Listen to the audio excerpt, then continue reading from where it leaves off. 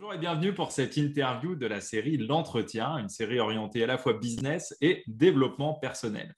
Donc, je suis Pierre Leju, je suis coach et directeur du centre de formation INCEM, INCEM.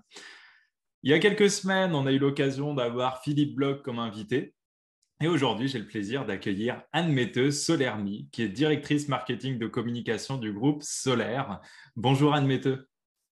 Bonjour Pierre. Voilà, au niveau local, vous êtes déjà quand même connu avec l'entreprise Carbonex et le groupe Solaire. Il y a encore sûrement des personnes qui ne vous connaissent pas. Donc, est-ce que vous pourriez vous présenter en quelques mots, nous expliquer votre parcours, vos évolutions et puis nous dire qui est Anne Mette aujourd'hui en 2021? Oui, avec plaisir. Je suis arrivée dans l'Aube en 1993, depuis le Grand Nord. Je suis danoise et je suis arrivée ici avec mon mari et mes beaux-frères, la famille Solermi, pour l'installation de Carbonex. En fait, on a monté l'entreprise ensemble. Donc, aujourd'hui, ça va bientôt faire 30 ans qu'on est là. On est bien intégré dans le territoire et on fait ce qu'on peut pour participer en local et pour mettre en avant justement une unité de travail qu'on a ici à Gier-sur-Seine qui est en zone rurale quand même. Aujourd'hui, nous employons 100 personnes. Est-ce que vous pourriez nous expliquer qu'est-ce que c'est le groupe Solaire, qu'est-ce que c'est Carbonex?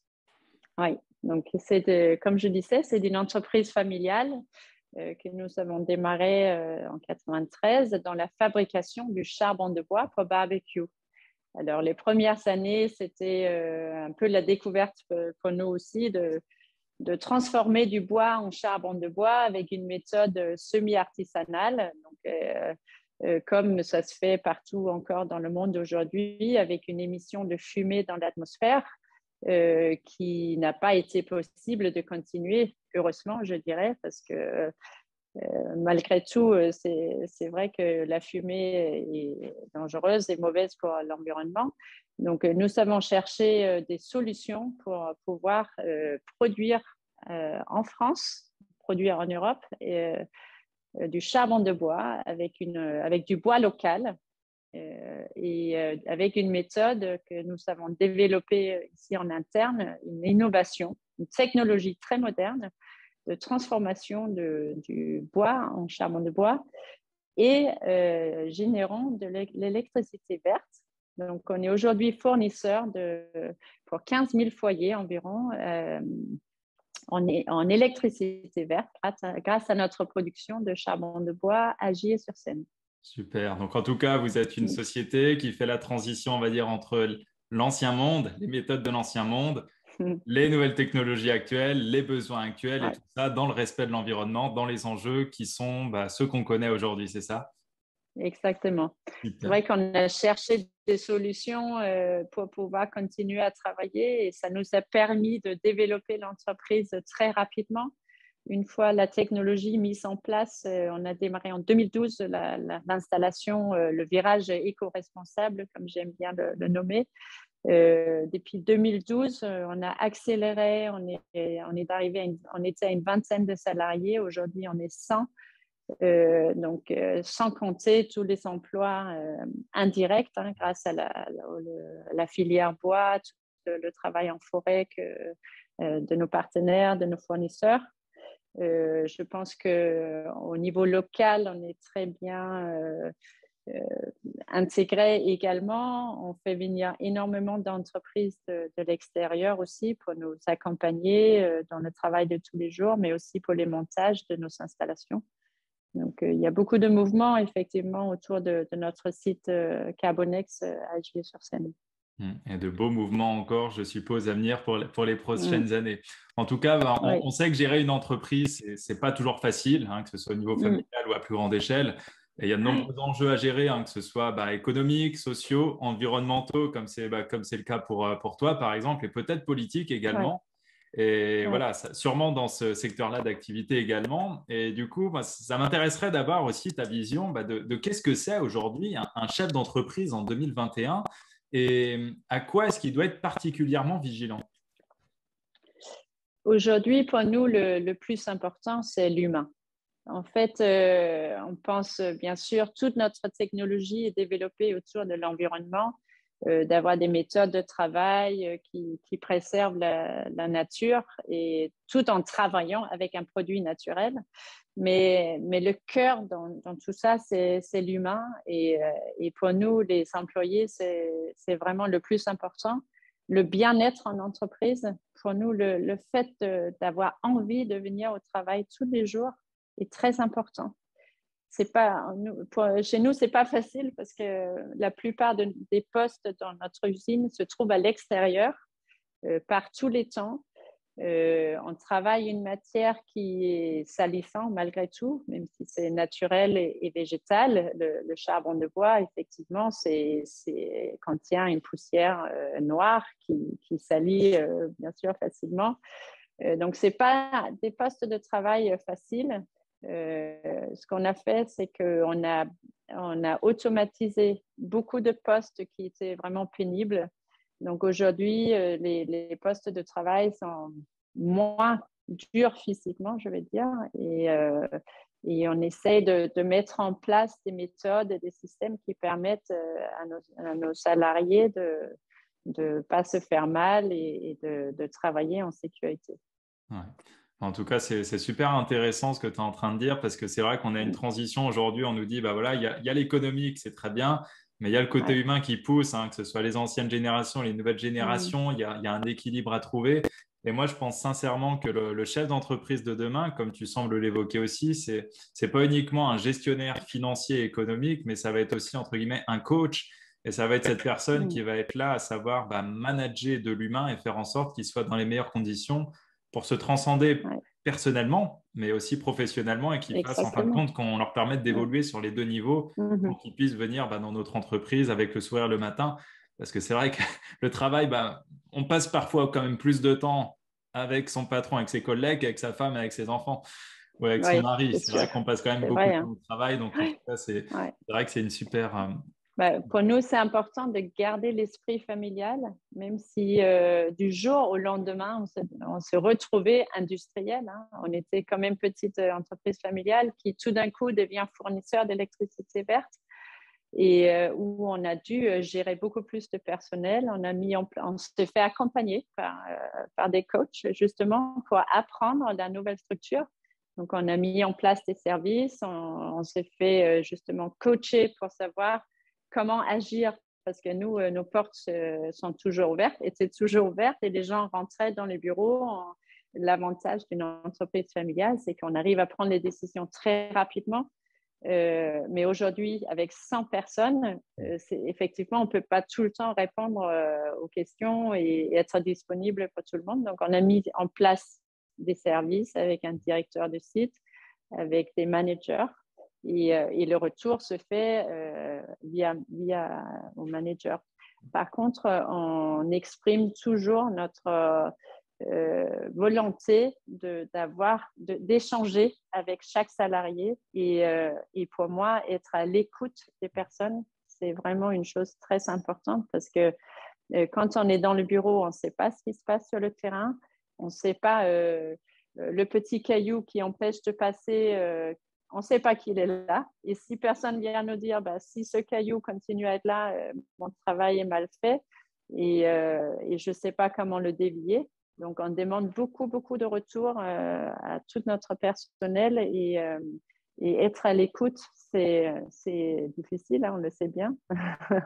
Même dans un couple, dans la famille, écouter les uns et les autres, c'est parfois ce qui est le plus dur.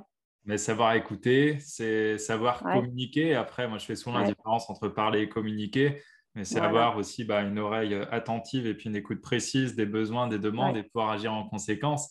Et du coup, bah, je reviens aussi sur tes origines danoises. Tu nous as dit que tu venais du Mhm. Grand Nord. Et du coup, Ouais, je voulais, voilà, tu connais sûrement les différences qui existent entre bah, le management à la française et puis ce qui doit se passer au Danemark. Et je voulais ouais. savoir aussi si tu pouvais partager bah, quelles différences tu as pu observer et peut-être qu'est-ce que tu as gardé de la façon de faire de là-bas et que tu as ramené avec toi, justement. Mhm. Effectivement, le management au Danemark est très connu justement d'être beaucoup plus horizontal. Tout le monde est plus, plus égal, égaux, et on met moins des hiérarchies en avant comme on faisait beaucoup en France avant, beaucoup moins maintenant, je pense. Ce qu'on applique beaucoup ici, c'est la liberté à chacun de se développer. Quand une entreprise comme la nôtre est basée sur l'innovation, on est obligé de laisser, enfin, on n'est pas obligé. Nous avons choisi de laisser beaucoup de liberté à l'individu de pouvoir se développer et apporter des solutions, des idées. Et pour certains, enfin, pour beaucoup qui commencent à travailler avec nous, c'est un grand changement. Et au début, c'est un peu choquant pour certains d'avoir autant de liberté et de confiance. C'est vrai que la partie confiance, c'est la base de l'éducation danoise, par exemple. Les enfants sont, depuis le plus jeune âge, considérés comme des êtres et pas forcément comme des êtres inférieurs qui doivent obéir et écouter, que ce soit à l'école ou dans les familles. On traite vraiment les enfants d'une autre manière par rapport à ce que j'ai vu, par exemple, en France. Et cette confiance reste du coup toute la vie. Et après, dans les entreprises, la confiance du travail bien fait et la reconnaissance est vraiment très importante. Et je pense que chez nous, dans notre groupe solaire, on applique un peu ces méthodes-là. Ce n'est pas que grâce à moi, hein, mais c'est aussi beaucoup l'esprit de mon mari, de mes beaux-frères, de laisser la liberté aux gens de s'exprimer. Et on se rend compte que c'est comme ça qu'on est allé très, très loin. On a quand même trouvé des solutions et on a consacré une grande partie de notre chiffre d'affaires au développement, ce qui est très rare pour une petite PME comme que l'on était. Maintenant, on est plus grand qu'avant. Et notre bureau d'études consistait de personnes très jeunes avec nos experts seniors qui ont beaucoup d'expérience avec nous depuis la création de l'entreprise. Et en fait, ces échanges et ces ouvertures ont créé des solutions impressionnantes. Et je pense que les gens sont très reconnaissants de notre confiance en eux et même si beaucoup estiment qu'on va un peu trop vite parce qu'on a beaucoup de projets, beaucoup d'idées tout le temps qui arrivent très vite et que l'on réalise. Des fois, ça peut être un petit peu difficile de suivre, mais je pense qu'on arrive à garder les gens avec un assez haut niveau dans notre bureau d'études et sur nos sites de production, justement grâce à cette confiance et cette ouverture d'esprit que je pense que nous avons ici. Ouais. Tu réponds déjà à pas mal de mes questions que j'ai amorcées, mais on va creuser un petit peu tout ça. Mais en tout cas, c'est passionnant et j'adore justement entendre ça, voilà, d'avoir des chefs d'entreprise qui investissent sur l'humain. Et on entend souvent cet adage en France, voilà, il faut investir sur la jeunesse pour changer le monde de demain. Et là, en l'occurrence, d'accord, il y a tout l'aspect technique dans l'entreprise, mais c'est investir sur l'homme, enfin, sur l'individu. Oui. En tant que personne aussi, en tant que personne et en tant que salarié, hein, si j'ai bien compris un peu la vision de comment, enfin, dans quel environnement baignent ces salariés, et de se dire, vous avez tous des compétences, vous avez tous une personnalité, vous avez tous un mot à dire. Si vous vous sentez bien, vous allez pouvoir donner le meilleur de vous-même et c'est là qu'on va pouvoir générer des nouvelles choses pour l'entreprise. En tout cas, c'est vraiment chouette. Et du coup, ça m'amène à la question aussi suivante parce que on parlait du groupe solaire et puis aussi de Carbonex qui est à Gier-sur-Seine. C'est un village de à peine 500 habitants dans l'Aube. Et tout le monde peut penser que c'est, enfin, au début, hein, que c'était peut-être totalement fou parce que la plupart des jeunes, ils veulent aller en ville où ça bouge. Là, je suis même pas sûr qu'il y ait un PMU à Gier-sur-Seine. Et pourtant, on voit que c'est un solaire, Carbonex, c'est un groupe à succès, c'est une entreprise qui est attractive, qui attire des ingénieurs et d'autres profils et qui souhaitent rester justement dans ce milieu, à Gier-sur-Seine ou pas loin, alors que c'est la race campagne. Et, comment vous avez réussi à faire ça? Que en c'est fait, pas impossible, on a été accueillis dans le village il y a bientôt 30 ans. c'était pas facile au début, effectivement, parce qu'on est quand même au cœur du Champagne. On est entouré de vignobles et au début, les gens étaient très méfiants. Nous ne sommes pas des Saubois nés. Nous sommes devenus des Saubois, mais on n'était pas. Donc, les gens étaient assez méfiants avec nous, pas tout le monde, mais certains. Et ils ne pensaient pas qu'on allait réussir de monter cette entreprise. C'est vrai qu'on était très, très jeunes en arrivant et on avait besoin d'accompagnement aussi. On a démarré quand même l'entreprise avec des prêts étudiants. On est arrivé un petit peu avec pas grand-chose. Et en fait, après, on a été très bien acceptés aussi dans le village. Nous avons aussi formé nos familles. Nos enfants sont allés à l'école dans les villages. J'ai donné des cours d'anglais dans les écoles pareilles parce qu'ils ne trouvaient pas de professeurs d'anglais. Donc, j'ai participé aussi à donner des cours d'anglais. Et puis, je pense qu'aujourd'hui, malgré... Bon, c'est vrai qu'on prend beaucoup de place, on crée beaucoup de mouvements autour de Carbonex. La plupart des gens sont assez positifs quand même par rapport à notre installation ici. Il y a toujours un peu de résistance quand il y a des gens qui bougent, hein, on sait bien. Mais pour nous, c'était le bonheur de vivre à la campagne. On venait tous de la ville et le fait Carbonex, c'était un peu aussi un enfant. Hein. C'était à côté de nos créations de famille. Cette entreprise, c'est une passion pour nous. C'est quelque chose pour lequel on brûle toujours et qu'on trouve toujours on trouve tout le temps, à partir d'un morceau de bois, un produit connexe, quelque chose de nouveau, de la chaleur, de l'énergie. On a tellement de projets et d'idées et on pourrait aller encore plus vite s'il n'y avait pas une administration aussi compliquée. Bienvenue, il n'a peut-être pas ramené du Grand Nord, mais tu auras au moins découvert Voilà. l'administration à la Ouais. française. Ah oui, ça c'est sûr. Dans les pays latins, c'est pas facile d'aller vite, hein, ça, C'est c'est un sûr. savoir-faire. Voilà, c'est exactement ça. Donc, on comprend très bien aussi, bien sûr, qu'il faut respecter des délais, mais quelquefois, c'est un peu dommage parce qu'on peut vraiment aller vite et créer encore des emplois, créer encore des activités et créer de nouveaux produits. Donc, c'est quand même bénéfique pour tout le monde. Mais oui, bon, après, on en parlait Ouais. justement à la dernière interview avec Philippe Bloch qui disait, enfin, voilà, c'est le constat qu'on a, c'est souvent dans les pays anglo-saxons où ça a tendance à davantage foncer, Ouais. on dit take a chance, prendre sa chance. Ouais. Mais en France, on Ouais. dit prendre un risque. Et on le retrouve aussi dans Ouais. le fonctionnement, dans C'est l'administration, vrai. dans beaucoup de choses. Et en tout cas, c'est Ouais. révélateur du mode de fonctionnement. Mais en tout cas, Ouais. ce qui est super intéressant dans ton entreprise et puis dans l'entreprise familiale, c'est qu'on voit bien que Ouais. la notion d'adhésion, c'est un point qui est vraiment central autour de l'entreprise, des valeurs, des activités. On sent bien qu'on Ouais. veut rentrer dans l'entreprise. Et moi, je mets la différence souvent que voilà, les entreprises de demain ou celles qui fonctionnent le mieux, on se bat au portillon pour y aller. Et la compétence, on peut l'enseigner à tout le monde, mais l'attitude ou la vision que je veux suivre, ça, on peut l'insuffler, mais c'est pas toujours facile. Alors, ça m'amène à te poser justement cette question-là, c'est quoi pour toi l'adhésion pour une entreprise et en quoi elle est importante? Euh, Ouais, c'est une question qu'on ne pose pas ouais. d'habitude. Essaye de la tourner autrement. C'est quoi Je veux dire, aujourd'hui, l'entreprise, c'est, comme tu disais, c'est un lieu où on passe beaucoup de temps. C'est un lieu où on doit avoir envie d'être.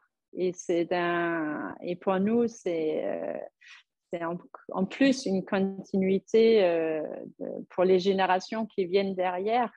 Donc, l'entreprise, il faut que tout le monde se sente bien. Il faut que tout le monde trouve le sien. Et nous, en fait, on prend beaucoup de jeunes en alternance, en stage. Et par exemple, pendant le confinement, le Covid, tous les jeunes ne trouvaient pas de stage. Et nous, on a pris beaucoup plus que d'habitude. Et on essaye de les garder parce que, et puis très souvent, ils ont envie de rester, donc tant mieux. Donc effectivement,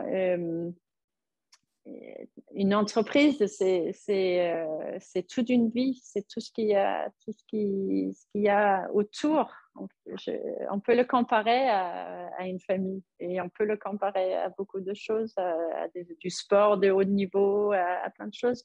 Mais c'est vraiment un lieu où on doit se sentir bien. Ouais. Et c'est pas facile. Et non, parce que tu sais, aujourd'hui, on entend quand même beaucoup, Ouais, hein, il y a quand même des crises existentielles, des quêtes de sens, on entend beaucoup ça, je ne sais pas pourquoi je fais mon ouais, travail, et ouais, c'est vraiment important justement de pouvoir se dire que dans mon boulot, je vais évoluer et je sais pourquoi je travaille, et cette notion de vision, des fois, qui manque dans une ouais. entreprise où on vient chercher peut-être un travail alimentaire. Alors juste, je t'ai perdu en Ah, vidéo, voilà, c'est ouais, pas... ah, ça y est, t'es revenu. C'est Hop, les pardon. joies du direct, on a l'habitude. Mais Ouais, voilà, généralement, oui. on entend beaucoup, Mm, ouais, je vais dans cette entreprise-là parce que je vais chercher un boulot mm. alimentaire par rapport à ce que je sais faire au niveau technique. Mais on voit généralement que ça bloque après au niveau personnel et au bout d'un moment, ça casse et d'où ça pose cette difficulté Ouais, pour les entreprises, tu sais, de garder ces talents dans l'entreprise, que peut-être qu'eux étaient super contents, mais que la personne ne s'y retrouve pas. Donc, je voulais savoir justement, est-ce que toi, cette notion d'adhésion, on sent qu'elle est fondamentale. Est-ce que c'est mm. quelque chose que tu évalues lors du recrutement? Et si oui, comment est-ce que tu le mesures? Est-ce que tu te fais des Aujourd'hui, compétences ouais, dessus? aujourd'hui, quand on a beaucoup de demandes de gens qui souhaitent venir travailler chez nous, justement grâce à nos valeurs. Alors, on met beaucoup en valeur, on met beaucoup en avant nos valeurs familiales et environnementales. Et effectivement, on voit que les gens aujourd'hui, c'est ça qu'ils recherchent. Ils recherchent de travailler et de partager des valeurs. Et pour nous, c'est essentiel. Moi, je vais pas, quand on fait un entretien, ça m'intéresse bien sûr de savoir qui est la personne, quelles études ils ont fait, leur expérience, etc. Mais je préfère savoir ce qu'ils ressentent et ce qu'ils pensent dans leur vie, pourquoi ils sont intéressés pour venir travailler avec nous. Et très souvent, c'est ce qui ressort, c'est vraiment ça. Ce sont vos valeurs. On veut aussi faire quelque chose de bien pour la planète. On aime l'esprit familial. Donc, c'est vrai qu'on a tous les atouts. Aujourd'hui, je veux dire, les énergies renouvelables, c'est dans l'air du temps. Mm. Tant mieux pour nous. Et grâce à ça, de mettre en avant les valeurs, ben, on se retrouve avec des personnes avec qui on s'entend bien et avec qui on a envie de boire un café et discuter aussi sur d'autres sujets de la vie. Ouais. Et c'est ça qui est important. C'est effectivement, bien sûr, les diplômes et les expériences, c'est important, mais aujourd'hui, ce n'est pas tout. Ouais. Et en plus, chez nous, comme on prend les jeunes souvent en alternance, on les forme. Et quand on forme les gens en interne, parce que nous, en fait, on a des outils de travail qui ont été développés chez nous. Donc, on ne peut pas les apprendre dans les écoles. On ne peut pas les étudier sur YouTube. Ça n'existe pas. Il n'y a pas de TikTok Carbonex encore. Encore. Et encore. Mais le fait de former les gens et de les mettre à l'aise, euh, ça, ça va tout seul après. C'est formidable. En plus, on fait des journées de team building chez nous. Donc, je fais, comme tu as peut-être vu, on fait des vidéos de barbecue beaucoup. Mm. On allume le barbecue très, très souvent, toute l'année. Et les journées de team building chez nous, c'est des cours de cuisine, en fait. Mm. On fait des journées où on mélange les services, où les gens vont se retrouver avec des collègues qu'ils ne connaissent pas forcément dans le travail de tous les jours. On va faire un menu au barbecue, on va faire la préparation, on explique le produit parce que les employés, les salariés, ce sont nos premiers ambassadeurs. On a besoin par rapport au produit, mais aussi par rapport à l'image employeur. L'entreprise, c'est les gens qui travaillent chez nous qui vont parler bien de nous ailleurs. Et comme ça, pour le recrutement futur, c'est un avantage. C'est la meilleure carte de visite, c'est les gens qui travaillent ensemble. Et voilà. En tout cas, ce qui est vraiment, enfin, franchement, bravo. Et puis, c'est chouette d'entendre enfin des entreprises comme ça qui parlent de l'humain avant tout. Enfin, moi, Mm. j'aime bien dire à chaque fois, c'est mettre l'homme au cœur du changement. Ben oui, Et bien sûr. ça sert à rien de faire avancer à coups de trick, hein, et carotte et le bâton, ça marche pas. Ah non, C'est non, pour ça non. que la notion de vision dans l'entreprise, et je parlais d'adhésion, et puis je rajoute encore par-dessus la notion de vision, et je pense que c'est ce que tu insuffles, et c'est ce que Solaire, un Mm. groupe, enfin, insuffle aussi, c'est on a une vision, et si on adhère à la vision, je veux dire, ça résonne forcément avec les valeurs et qui je suis, et là, on est prêt à tout donner, ou s'il y a besoin, Ouais, l'entreprise a besoin, tiens, tu peux être là, allez, samedi, bah tiens, oui, samedi, je vais être là, parce que je voilà. sais pourquoi je le fais. Et quand je parlais Mm. de quête de sens qu'il y a justement parfois dans des grandes entreprises ou même pour un jeune salarié qui va commencer dans le monde du travail, c'est pourquoi je fais mon métier. Et Mm. j'ai eu pas mal de retours à travers les coachings de personnes qui cherchent à se réorienter. Et le déclic, ça a été quand mes enfants m'ont demandé, papa ou maman, qu'est-ce que tu fais au travail et pourquoi tu le fais? Est-ce que ça te plaît? Eh ben, boum, grosse claque. Bah, pourquoi je Ouais, le fais? Est-ce que ouais, j'aime bien? Et au final, ouais. non, parce qu'ils ne s'y retrouvaient pas en tant que personne. Et en dessous, Mm. chaque veste de salarié ou de chef d'entreprise, il y a une personne. Et si on ne la satisfait pas, bah, on ne peut pas bien porter la veste. Donc, en tout cas, Ouais. c'est vraiment Mm. chouette de mettre tout ça en place. Et en tout cas, enfin, voilà, tu sais qu'il y a beaucoup d'entreprises qui se cassent les dents en essayant de créer un environnement qui est Mm. favorable, bah, pour conserver ses talents et puis favoriser le Mm. bien-être au travail. Il y a la QVT, la Ouais. qualité de vie au travail, on en parle beaucoup. Tu dois le sentir venir, mais Oui. allez, c'est quoi ta formule magique du coup, si tu en avais une à transmettre? C'est quoi la recette? On parlait de barbecue. Bah, c'est justement de se retrouver autour du feu et éveiller tous les sens. Le feu éveille tous nos sens, hein. On voit les braises, on sent la bonne odeur, on entend les braises, ça éveille tous les sens. Et je pense que c'est une très belle image. Quand on se retrouve autour du feu, on est bien, on est tranquille, on s'écoute et on prend le temps de s'écouter, on prend le temps de vivre et de prendre du bon temps. Et bien sûr, dans les entreprises modernes, on n'est pas tout le temps tranquille autour du feu parce que ça va très vite. Mais l'important, c'est de pouvoir aussi se trouver à ces moments-là et comme j'ai dit tout à l'heure, d'écouter dans les deux sens. C'est comme ça qu'on avance. Et justement, pour ce que c'est des choses qui peuvent. Tu sais, moi, je rappelle souvent que le changement, ou le développement personnel, c'est quelque chose qui est assez ingrat parce qu'il est intangible. Et c'est Mm. justement toute la difficulté actuellement dans tous ces outils d'intelligence émotionnelle, d'intelligence humaine. On est sur de l'intangible et il faut que la personne se livre un minimum ou qu'on ait cette capacité Mhm. d'écoute pour pouvoir déceler ça et mettre justement les actions nécessaires derrière. Donc, il y a des outils comme la Mm. programmation neurolinguistique, le coaching ou d'autres approches de méthodes agiles. Et Mm. est-ce que toi, enfin, quels seraient selon toi les outils auprès desquels les chefs d'entreprise ou même les salariés devraient absolument se rapprocher le plus rapidement possible aujourd'hui? Ça, c'est une question difficile, hein, mais je pense que le coaching, c'est vraiment intéressant. Nous, quand on a des problématiques ou quand on veut avancer sur des sujets où on ne se sent euh, pas toujours à l'aise en interne, on fait venir de l'expertise de l'extérieur. On fait venir des coachings ou on fait des journées thématiques avec des personnes qui savent poser les bonnes questions et qui nous font réfléchir, faire des tours de table en interne, on le fait tout le temps, mais quelquefois avec une personne de l'extérieur qui pose la bonne question, c'est là où on trouve les solutions. Donc, je pense qu'il ne faut pas avoir peur de se faire accompagner quand on sent que ça avance pas aussi bien ou aussi vite qu'on le souhaite. Donc ça, c'est aussi quelque chose de peut-être plus anglo-saxon où on est beaucoup plus à utiliser des coachs et des consultants. En France, ça commence à être plus accepté, à venir de plus en plus.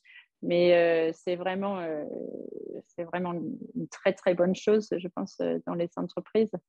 Et puis, voilà, il faut que chacun soit heureux, comme on dit au Danemark, hein. C'est ça.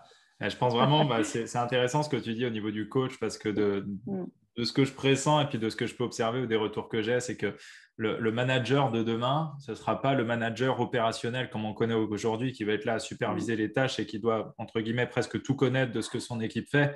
Mais il va être plutôt là, moi j'aime bien l'appeler comme la glu. Tu sais, c'est le salarié qui, on dit, oh, il n'est jamais à son bureau. Et puis au final, dès qu'on le retire, bah, tout le monde est malheureux parce que c'est auprès de lui qu'on vient se confier, c'est lui qui donne les bons conseils. Ouais. Et je pense vraiment que le manager de demain, ou le dirigeant, peut-être, ça va être plutôt une faculté de coach, en fait, une position de coach Ouais. pour permettre d'aller lever les leviers de motivation de chacun. Très mobile, très, très mobile. Moi, je n'ai pas de bureau, hein. Je me mets là où il y a la place. On est plusieurs dans l'entreprise à être comme ça. On a un bureau à la Technopole de l'Aube aussi qu'on met à disposition aussi pour les gens qui habitent plus sur 3 ou environ. Et on est hyper mobile. Et ça crée un dynamisme aussi où c'est moins lourd, c'est léger. On est partout avec notre sac à dos, on peut s'installer là. Tiens, aujourd'hui, je vais être avec le bureau d'études. Demain, on a notre petit groupe marketing. On se met dans la salle de réunion. On a un petit poêle à bois, c'est sympa, c'est cosy, donc on se sent bien. On est hyper mobile et c'est vrai que ça crée une légèreté et c'est vraiment, je pense que ça, c'est le futur, hein. Et justement, bah, en tout cas, on voit qu'il y a eu plein d'évolutions dans l'entreprise. C'est parti d'une histoire familiale, puis une entreprise de 50 salariés plus maintenant 100 salariés. On sent que ça s'exporte hors région avec un pôle à Lacanau, par exemple. Avec du recul Oui. d'expérience, de réussite, de difficultés et peut-être aussi de coups durs, hein, quels sont, selon toi, les pièges auxquels un chef d'entreprise doit être vigilant quand il passe d'une petite entreprise pour la faire grossir? Comment il doit faire pour passer des caps? Ben, nous, c'est ce que je disais. Nous, on s'est fait accompagner parce qu'on n'avait pas forcément les méthodes acquises pour du jour au lendemain gérer autant de personnes. Donc, on s'est fait bien accompagner. On a une personne qui est aujourd'hui directeur du site qui vient aussi d'une grande structure qui a de l'expérience de gérer des équipes et même multi-sites. Parce qu'on a aussi ça maintenant. On a quand même choisi de s'installer à l'opposé, diagonale opposée en France. On est en Gironde. Donc, aujourd'hui, on a des équipes qui font des allers-retours. Donc, ce n'est pas toujours facile pendant le montage du site. On a une migration de certains d'ici qui sont partis s'installer là-bas. On a des gens de là-bas qui viennent ici en formation. Et c'est vrai que tout ça, c'est aussi dans le mouvement. Mais voilà, l'entreprise de demain, si on veut grandir, c'est vraiment apprendre des méthodes, des structures en interne qui permettent que tout le monde trouve sa place. Ouais. Donc, encore une fois, j'ai mon technique, mais ce n'est pas mon salarié qui vient se greffer aux techniques. C'est vraiment comment est-ce que je vais faire en sorte que mon technique puisse s'intégrer au mieux avec mes salariés. En fait, c'est le chemin Oui, inverse que tu proposes. bah oui, un peu. Ouais. Ouais, C'est ça. super intéressant. Et du coup, ça me pose quand même la question de, voilà, quand tu as des équipes justement à multisites, tu le dis là, à l'autre bout de la France, Ouais, hein, mais comment ouais. est-ce que tu fais justement pour manager ces équipes-là à distance tout en gardant justement cette structure qui est une structure familiale, un esprit familial qui est bien ancré à Gier-sur-Seine? Comment tu fais pour le dupliquer à l'autre bout de la France comme ça? Bah, du coup, on fait un peu on a fait une copier-coller par rapport à la structure ici à Gier-sur-Seine. On a mis la même chose en place là-bas. Et puis, entre les services, comme ils sont venus se former ici, ils se connaissent aussi du coup entre les deux. Et puis, c'est vrai qu'on a bon, pour le moment, on est sur le démarrage du site, hein. Donc, nous, la direction, on fait les allers-retours tout le temps. Notre directeur de site fait 15 jours à 15 jours. Après, on va voir comment on met en place ça. Mais effectivement, c'est ce qui nous fait un peu peur. Et je continue à le répéter à nos managers tout le temps. Nous sommes une entreprise familiale. On veut garder cet esprit. Je veux connaître le prénom de chacun dans l'entreprise. Alors, c'est de plus en plus dur, hein. On est bientôt comme les maîtresses d'école, là. Mais quand on rencontre des gens sur le site, je veux être sûre que c'est quelqu'un, si c'est quelqu'un de chez nous, je veux le connaître. Donc, on fait des petits autour de. En ce moment, c'est compliqué, hein, nos réunions annuelles, on n'a plus trop le droit, c'est difficile. Donc, depuis 2 ans, on perd un petit peu le côté sociable qu'on avait bien installé. Mais on fait des plus petites réunions dehors autour d'un café, d'un chocolat chaud chauffé au barbecue, bien sûr. Et puis, on fait connaissance avec les derniers arrivés pour avoir une chance d'échanger avec eux parce qu'on ne se trouve pas toujours au même moment sur le site. Donc, c'est vraiment hyper important. Bon, en tout cas, on a compris que le barbecue, c'était super important. Devenir le champion de France du barbecue, c'était aussi un point clé et ça permet Ouais. de faire du bien. Et très, très succinctement, si tu avais, allez, imagine que de l'autre côté de la caméra, et puis imagine, c'est ce que tu vas avoir, c'est ce que tu as, c'est des chefs d'entreprise, des salariés, des entrepreneurs. Si tu avais 3 règles d'or à transmettre aux chefs d'entreprise, aux entrepreneurs, aux managers, ce seraient lesquelles? Bah, s'écouter, se retrouver souvent autour du feu et avoir confiance. Ouais, Voilà, tout est dit. voilà, tout est dit.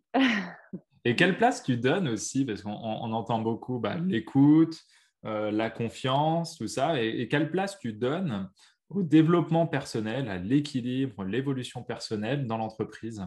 Parce que tu sais, on dit souvent, le Ouais. salarié, tu n'es pas là pour rêvasser ou tu n'es pas là pour toi, tu es là pour travailler. Bon, ça, c'est très le truc à la française, ou dans certaines entreprises, c'est un peu vieille école. Mm. Mais quelle place tu donnes justement au... Je parlais tout à l'heure de se transcender personnellement et professionnellement. Selon moi, c'est vraiment la vision de l'entreprise de Mais, demain va venir nourrir ça et mm, doit venir nourrir ça parce que c'est ce mm. que beaucoup de jeunes générations ou maintenant les personnes en quête de sens recherchent, se retrouver. Donc, c'est ça le sens de ma question. Quelle place tu donnes justement à l'entreprise dans cette démarche-là et est-ce que ça te semble pertinent à toi? Mais quand on travaille dans la confiance et nous, on laisse beaucoup de place aux personnes, hein. Les gens ont beaucoup de place pour se développer. Alors, c'est pas possible dans tous les postes parce que, bien sûr, on a une production. Donc, quand on produit et on en sache, malheureusement, il n'y a pas trop de possibilités de se développer. Mais si on dit qu'on est à l'écoute et que les idées peuvent venir, si on veut garder l'hierarchie à la française, les idées peuvent venir du bas comme du haut. Je veux dire, c'est une liberté à chacun de se développer, d'apporter des solutions, des motivations. Et je pense qu'en donnant la place à l'individu, les gens se développent, s'ils le souhaitent, très facilement. Je pense que chez nous, ce n'est pas un problème. On a vraiment on trouve des trucs de génie. C'est pas quand même parce que les gens ont envie de développer et chercher des solutions. On pousse avec nos idées et après, on a des gens qui savent trouver des solutions. Donc, c'est magnifique.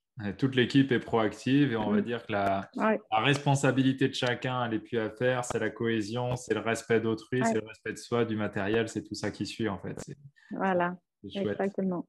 Bon, en tout Mm. cas, c'est vraiment super intéressant tout ce que tu nous dis parce que ça nous montre un petit peu le travail de demain, en fait, à quoi il va ressembler et qu'est-ce qui pourrait être une Mm. entreprise qui fonctionne. Parce qu'il y a différents modèles, mais là, tu nous montres un modèle qui a du succès auprès des salariés, au niveau technique, aussi au niveau des chiffres, hein, parce qu'on voit c'est une entreprise qui grandit. Donc, en tout cas, merci pour ce partage-là. Et maintenant, ce que je te propose, on a eu plein de points, on a vu plein de points quand même assez sérieux. Je te propose un petit jeu. Si tu es d'accord, c'est un petit jeu de questions-réponses. Je me mords la langue pour pas trop t'en dire. Dis-moi juste oui ou non si tu es d'accord. Oui. Voilà, clair, efficace. Allez, si tu avais une devise pour te résumer, ce serait laquelle? Sportive, souriante, ouverte. Ok. Tes plus grandes forces, ce sont lesquelles? C'est le positivisme. Yes. S'il y avait un regret que tu as eu dans ta vie, ce serait lequel? D'habiter loin de ma famille. Si tu étais un animal, tu serais lequel et pourquoi? Un animal. Je pense que je serais un chien. J'aime faire plaisir aux autres et j'aime la caresse. Est-ce que tu pourrais nous partager ton plus grand rêve? Mon plus grand rêve, c'est la réussite de mes enfants. J'ai réalisé pas mal de rêves personnellement et des défis personnels. Donc maintenant, c'est vrai que j'espère que mes enfants vont réussir et oser autant que j'ai osé moi-même dans la vie pour le moment. Yes. Et s'il y a une personne que tu admires, hein, qui soit vivante ou morte, et que tu aimerais rencontrer, ce serait qui et pourquoi? J'admire beaucoup mon mari Pierre, qui a décidé incroyable, qui reste toujours positif et qui avance très vite et qui n'a peur de rien, qui, qui voit toujours le bon côté des choses et avec qui on s'entend très bien, bien sûr.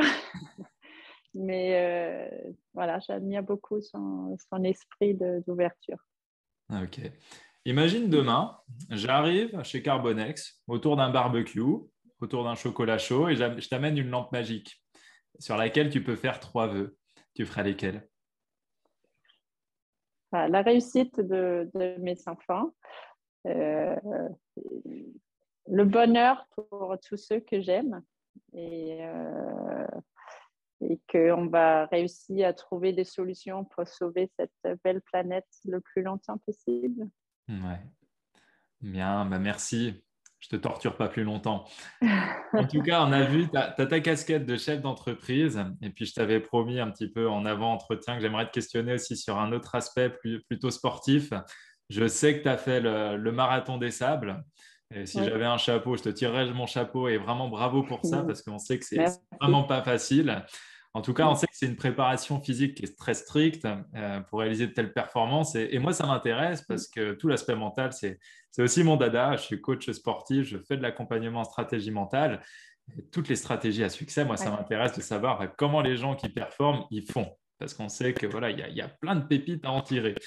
Et du coup, voilà, moi, je voulais savoir comment est-ce que tu as fait en amont pour te préparer à une telle difficulté physique. Et est-ce qu'il y a eu une préparation particulière? Est-ce qu'il y a des stratégies, des outils particuliers que tu as utilisés? Sur le plan physique, je me doute bien qu'il y a un entraînement, mais vraiment sur le côté préparation, état d'esprit mental.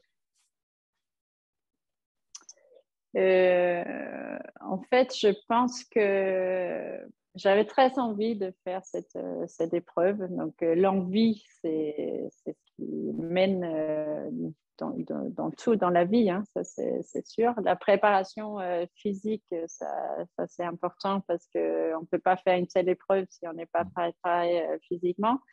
Et après, pour la partie mentale, c'est une préparation qui est longue, mais que pour moi, puisque je n'ai pas visé un podium, j'ai essayé de le prendre d'une certaine légèreté. On m'a posé, j'ai été blessée, j'ai fait le marathon des sables 2 fois. Et dans la première préparation, en 18, je me suis blessée au genou et en fait, je me suis rendu compte que je faisais un blocage, un peu de peur et que cette blessure était quasiment due, enfin certainement due au mental. Donc, j'ai rencontré une personne, un ami que je connais très bien, qui m'a posé quelques questions sur le marathon des sables et qu'est-ce qui pourrait se passer si j'étais obligée d'abandonner. Et en fait, je n'avais jamais osé me poser moi-même cette question parce que pour moi, abandonner une course, ce n'était pas envisageable. Et du coup, dans ma tête, je me disais, bah, si je ne réussis pas, enfin, dans ma sous-conscience, j'avais un peu peur de ne pas réussir finalement. Donc, j'ai réalisé que bah, il ne pourrait pas se passer grand-chose. Hein. C'était pas très grave si j'abandonnais cette course. Je n'avais pas besoin de le prouver par rapport à d'autres personnes, ni à moi-même forcément. Donc, en fait, quand j'ai réalisé que je pourrais abandonner à tout moment si c'était ça, si ça nécessitait, j'avais plus mal aux genoux. Donc, effectivement, le travail mental était important et je pense que c'est toute la préparation. En fait, on prépare une course comme ça en groupe, on partage énormément avec les gens avec qui on s'entraîne. On se rassure et tout ce travail mental, parce que c'est ça le travail mental en fait, aide à arriver jusqu'au bout parce qu'on se retrouve avec les mêmes personnes sur la course. On se retrouve après chaque étape à se rassurer, à se consoler, à se encourager.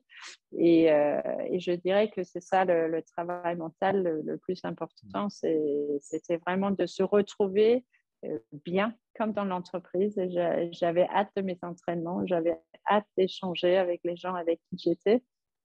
Et je pense que c'est ça qui nous a poussé à être finisher les 2 fois. Enfin, moi, j'ai participé 2 fois. Et la course cette année a été extrêmement dure à cause des chaleurs très, très fortes et des gens qui étaient touchés par des virus et autres. Donc, il a fallu rester très, très concentré. Il ne fallait pas craquer 5 minutes et c'était difficile parce que les gens à côté, nos amis, nos connaissances, abandonnaient tous les jours, il y a eu des abandons.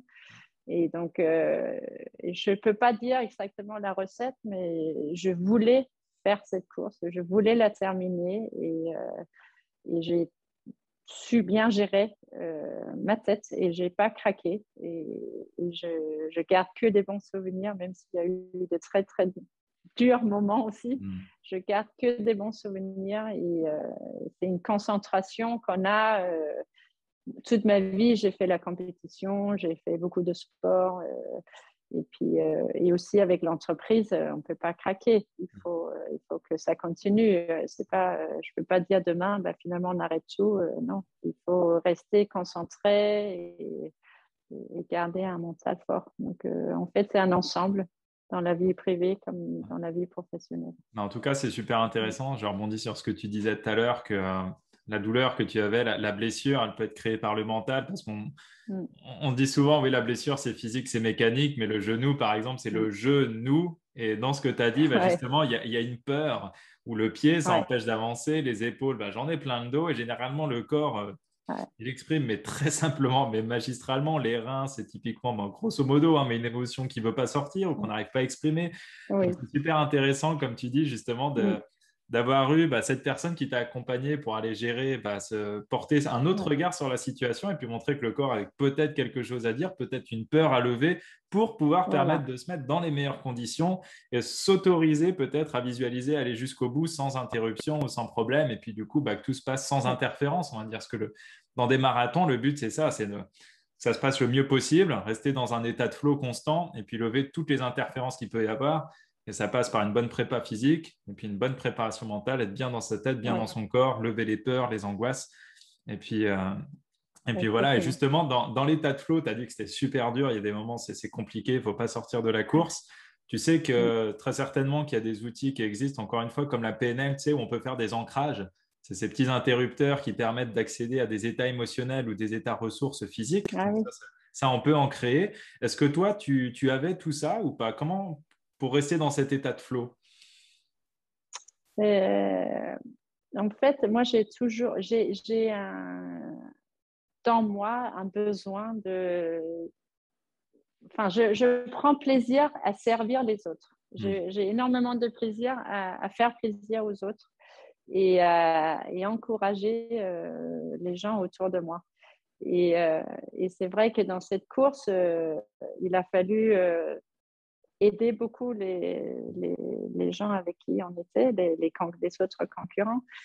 Et ça m'a, je sais pas, ça m'a porté encore plus de pouvoir accompagner chez les docteurs ceux qui avaient besoin. Enfin, j'ai oublié un petit peu la douleur en moi parce que je me suis préoccupée des autres. Et c'est vrai que c'est un côté que je pense que j'ai beaucoup de vouloir faire plaisir aux autres. Ça me fait énormément plaisir. Donc, je pense que ça m'a aidé beaucoup dans cette course. En tout cas, tu nous as fait super plaisir avec ces beaux partages. Là, je pense à tous ceux qui vont écouter ça, qui vont regarder ça aussi. Franchement, il y a des choses super intéressantes. Et avant de terminer, j'aimerais te poser une dernière question, si tu veux bien. Peut-être un Oui. petit peu plus personnel, mais ça m'intéresse toujours de savoir, voilà, qui était Admetteux avant, qui est Admetteux aujourd'hui, et quels grands enseignements tu as retenus, qu'est-ce qui a fait que tu en es arrivé là aujourd'hui? À cet état de, tu vois, arriver à faire ce que tu as fait, être dans cette dynamique de positivisme, de positivité, de pouvoir donner aux autres. Voilà, si tu devais redonner les grands événements marquants, qu'est-ce qui a fait que tu en es là aujourd'hui? À la base, j'ai toujours été curieuse et aventurière, ce qui m'a poussée à venir m'installer en France très jeune. Et je pense que j'étais une personne peut-être un peu plus timide, mais avec l'âge et avec l'évolution familiale et aussi ensuite dans l'entreprise où aujourd'hui on met beaucoup plus en avant les femmes aussi. Il y a beaucoup de focus sur la femme en entreprise, donc on se sent plus valorisé. Et je pense que ça m'a beaucoup aidé. Je participe aussi beaucoup. Je fais partie aussi des ambassadeurs. Je participe beaucoup en local et même dans le monde politique local. Ça me plaît beaucoup aussi. Euh, je pense que de mettre en avant les femmes et d'avoir été mis en avant dans un monde très masculin qui est le charbon de bois, c'est vrai que ça m'a beaucoup aidé à avoir confiance en moi et de oser aussi appliquer mes convictions et justement ces idées qu'on peut avoir d'autres pays, par exemple comme le Danemark, que c'est vrai qu'il y a des côtés qui sont très différents que j'ose justement amener ici et partager et je vois que les gens sont très très preneurs aussi de ces idées-là. Donc je pense que oui, j'ai beaucoup évolué et je me sens aujourd'hui très très bien. Et même si j'ai eu 50 ans cette année, je me sens pas du tout vieille et je me sens dans une bonne âge où j'ai plus confiance en moi, effectivement. Bon, tu sais très bien que je dis souvent, l'âge, c'est pas sur le papier, c'est les expériences de vie qui font l'âge. Je le pense aussi. On est encore jeune et c'est ça le principe. Oui, oui, oui, oui.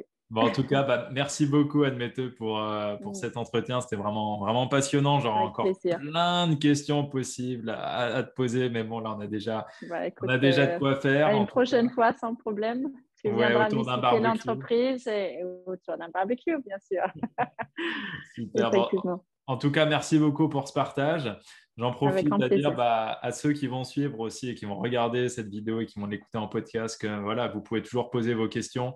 Je vous invite franchement à faire un tour du côté du site de Solaire, franchement de Carbonex, vous renseigner sur ce qu'ils font parce que s'il y avait plus d'entreprises qui étaient dans ces démarches-là, ce serait vraiment super avec des belles dynamiques environnementales, des belles dynamiques sociales. En tout cas, moi, j'ai hâte d'avoir vos retours. Posez vos questions. Il y a encore d'autres interviews à venir, mais bon, je me mords la langue pour pas trop vous en parler, comme d'habitude, parce que sinon je suis un petit peu bavard.